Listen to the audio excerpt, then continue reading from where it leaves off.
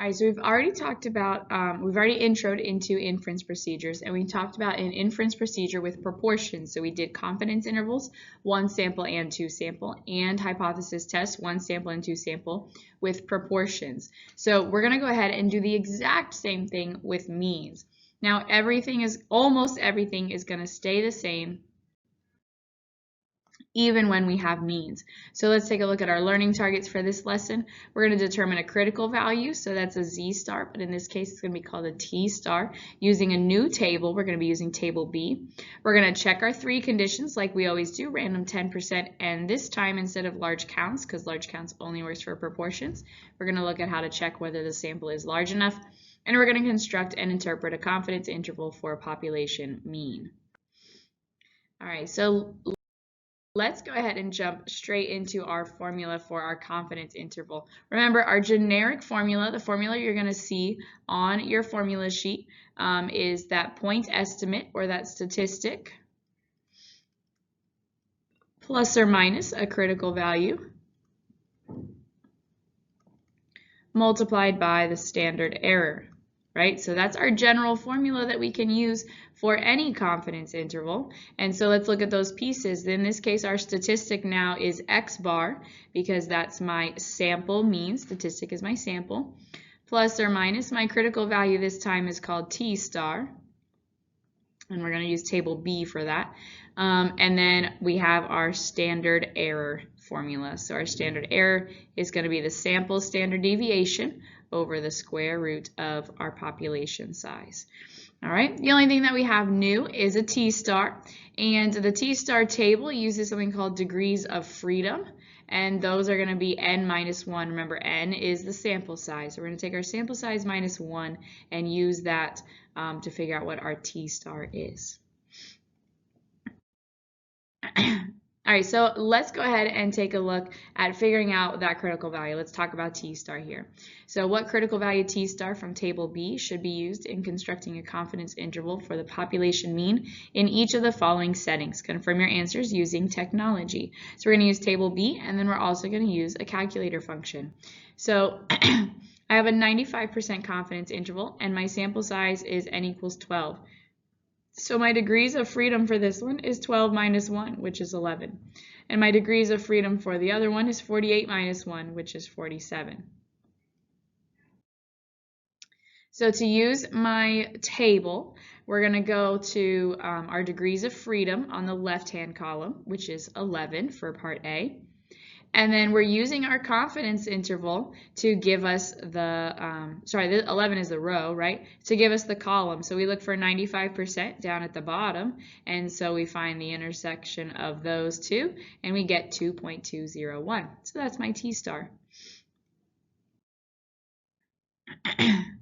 For part B, T star, we have a degrees of freedom of 47, like we said earlier, but when we look at our table, we see that it's just 40 or 50. When we don't have that exact number that we need, once we get up to the bigger numbers, we're always going to use the smallest number below that. So we're not going to round this 47 up to 50. We're going to use 40. So we're going to always use the lower value.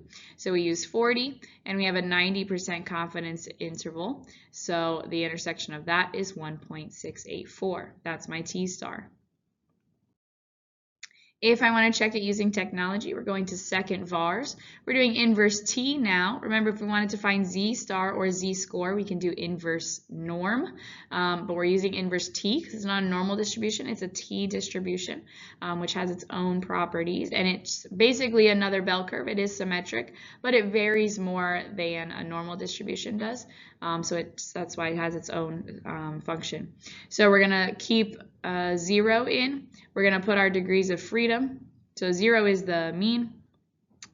We're going to leave that as 0 every time. Then we have our percent. So this 0.025 is coming from our leftover tail. Remember, if I have a 95% confidence interval, that means I'm looking for 95% inside, which means there's a total of 5% on the outside, which means each tail is 2.5% or 0.025 for that one tail. So remember, we always find that leftover one tail. And so plug that in the calculator and it will give us 2.201. And same thing for inverse t. For part B, our percent left over is 0.05 because again, I have a t distribution with 90% inside. If 90% is in the interval, then the leftover is 10%, which means each side is 5%. So I'm going to type in 0.05, and then my degrees of freedom is 47, and it gives me 1.684. Right? So we can use the table, we can use the calculator. Table's the best one for especially those common ones like 90, 95, 99, things like that. But once we get like a random percent that's not necessarily on our table, we might want to go into our calculator for this one. All right, so let's look at our conditions. We still have the same ones. The random condition has to happen. We have to have a random sample or random assignment if it's a population, but there has to be randomness. We have to have the 10% condition. That says that our standard deviation formula is going to work out. It's going to make it approximately correct. All right, so if I don't have 10%, then when I use the standard deviation or the standard error in my interval, it's not going to be the most accurate or the most precise number. And so now my interval is probably really off. So we want to make sure we have 10% for that. And that last one is that we have a normal or a large sample, and this one is going to work because it says I can use the t distribution, just like because it's very similar to normal distribution. As long as I have a normal or large sample condition being met, I'm good to go. So let's go ahead and look at what those three are again. So random comes from random sample, 10%, same thing, the sample size needs to be less than 10% of the population. And this time we have three different things that we can do to check for the normal. We're not doing large counts. We either know that it's already normal, so if the question literally says that the population is normal, then we can use it, we're good to go. If the central limit theorem works out, right, that's central limit theorem, that my sample size is bigger than 30, then I'm good to go there. Alrighty. And then the last thing is if my sample size is not bigger than 30 and it's not normal, I'm just going to graph my numbers. So we're going to graph our data on, you can do it on a dot plot, you can do a histogram, whatever. You're going to graph your data and show no strong skewedness or outliers. So even if it's not normal, as long as it's not strongly skewed or has outliers, it's got to cover both of those, then you can still say that we are good to go and it'll follow the t distribution. Okay, so now the third condition is a little bit different. We are not doing large counts because we do not have proportions. Large counts only works out for proportions. And if you forget that and you start doing large counts, right, you're going to have to write NP and N times 1 minus P, right? There is no P. You're going to look at your problem and be like, where's my proportion? Where's my proportion? Well, there isn't one because we're doing means. So even if you forget that it doesn't work, hopefully when you go back and you reread your problem, you see that you can't do it anyways. So we're going to check, is it normal or is it greater than 30? Or if none of those apply, is there no strong skewedness or outliers in my data? So let's go ahead and look at testing those out. All right, so in this first one, we're going to look if the normal or large sample condition is met. To estimate the average GPA of students at your school, you randomly select 50 students. So yes, we are good to go because 50 is greater than or equal to 30. So this part would be in my plan. That's what I would say, and then I'd have my little check mark for hitting normal or large sample. All right, next one says, how much force does it take to pull wood apart? The stem plot shows the force in pounds required to pull a piece of Douglas fir apart for each of 20 randomly selected pieces. So right now, 20 is, it's already not normal. They didn't say anything about it being normal. 20 is less than 30, so I didn't hit that. So I need to check for skewedness or outliers. And we definitely have some skewedness, very strong, it's very obvious, and potential outliers over here at our lower values. So we definitely have, it is skewed to the left, and it has some outliers, and the sample size is less than 30. So this one does not meet my large counts condition, or my large or normal sample. All right, let's take a look at another one. Suppose you want to estimate the mean SAT score at a large high school. Here's a box plot of the SAT math scores for a random sample of 20 students. So again, we have 20 students. That is less than 30, so the central limit theorem isn't going to work. Nothing said that the population distribution of SAT math scores is normal, so we can't use that. And when we look at our graph, we see this tail is a little bit longer than the other one. It is longer than the other tail, but my actual box is very symmetrical, which is a good start, and there are no outliers. So we're going to say that this one is good to go. Okay, it is only moderately skewed. It is not drastically skewed, and there are no outliers. If I had a median maybe over here, then I'm a lot more skewed, or if this line might have been a little bit shorter, or this one was even longer, or if we had an outlier somewhere, right? So a lot of different things to make it more obvious, but we're looking for like the most obvious thing. Is it super duper skewed? Does it have outliers? Then it's not going to work. So this one does in fact work. All right, so a couple of reminders that because now we have this, like, I can check it with a graph, you have to include a graph in your statement. You cannot just say that the conditions are met, even though we know it's going to, especially on the exam. That's the whole point. The conditions should be met. But if you don't have a normal population or a sample size that's big enough or bigger than 30, then you're gonna have to draw a graph of your data and put it there.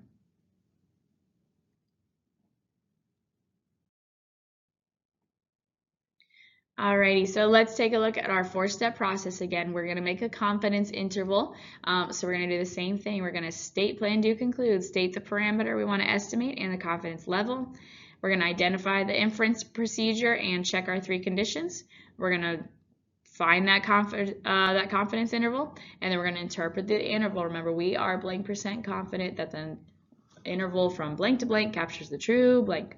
So we're going to follow this same process. So just a reminder, we've already talked about what our interval formula is, but here we go. We're going to do x bar plus or minus t star times our standard error, which is the standard deviation of the sample over the square root of our sample size. Let's go ahead and construct a confidence interval. A manufacturer of high-resolution video terminals must control the tension on the mesh of fine wires that lies behind the surface of the viewing screen. Too much tension will tear the mesh, and too little tension will allow wrinkles. So the tension is measured by an electrical device with output readings in millivolts. Some variation is inherent in the production process. Here are the tension readings from a random sample of 20 screens from a single day's production. We have all of our measurements there. Construct and interpret a 90% confidence interval for the mean tension mu of all the screens produced on this day. Remember, we're doing means now, so we should not be seeing any p's or p hats anywhere. We are on mu and x bar. We're talking about means.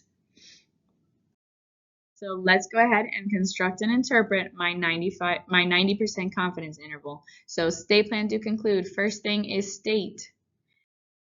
I'm just going to state what I'm doing, a 90% confidence interval for, and then I define my parameter where mu is the true mean tension of all video terminals produced this day. Remember, that's all up here in your question. It's the mean tension of all the screens produced on this day. Perfect, right? Alrighty, now we have plan. So we're going to say what inference procedure we're doing and check our 3 conditions. So I have a 1 sample t interval for mu. That's our inference procedure, 1 sample. Now we're saying t interval because we use a t star instead of a z star. And we're doing this for mu, not p, because we're in means. We have a random sample of 20 screens, so we're good to go. We can assume that 20 is less than 10% of all video screens, right? And then I'm doing my normal or large sample. So 20 was less than 30, so I don't have my central limit theorem met, but I'm going to go ahead and put all of those data points in a dot plot, which I know you can't see the rest of them behind me, but it's not skewed, it just continues on. So there's no strong skewness or outliers. Again, the dot plot has to be there. It doesn't need to be a perfect dot plot. It just needs to be a sketch, an accurate one, but it just needs to be a quick sketch to show there's no strong skewness or outliers. So all of our conditions are met, so now we can do the do. Let's go ahead and calculate. So we need to find x bar and our standard deviation.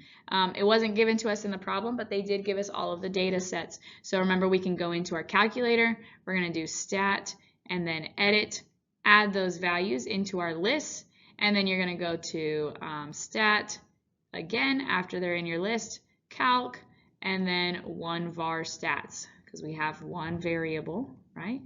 So one var stats.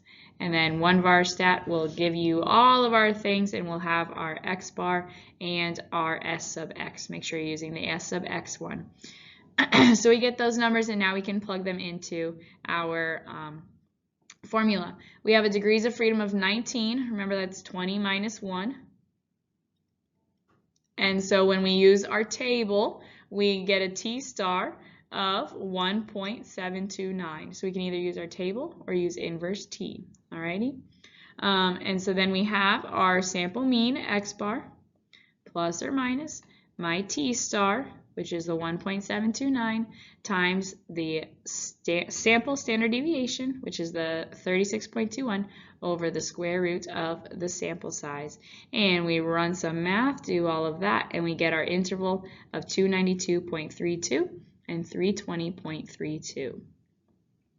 Last step is to now conclude. We have our interval.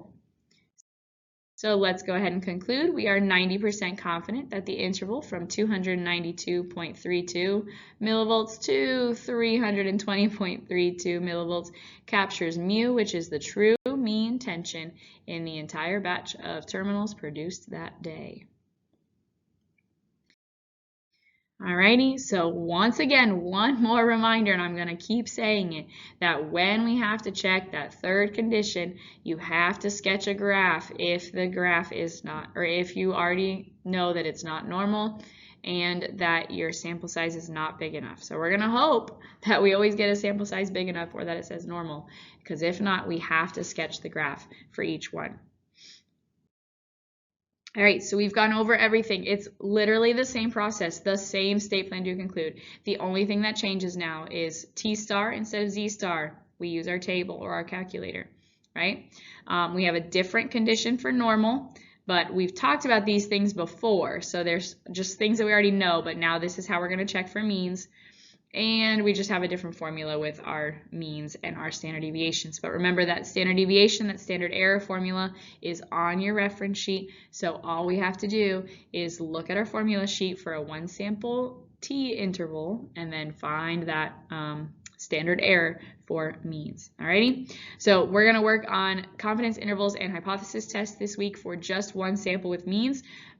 These are going to go a lot faster than proportions because we already know how to run these types of inference procedures. Again, just adding in means now instead of proportions.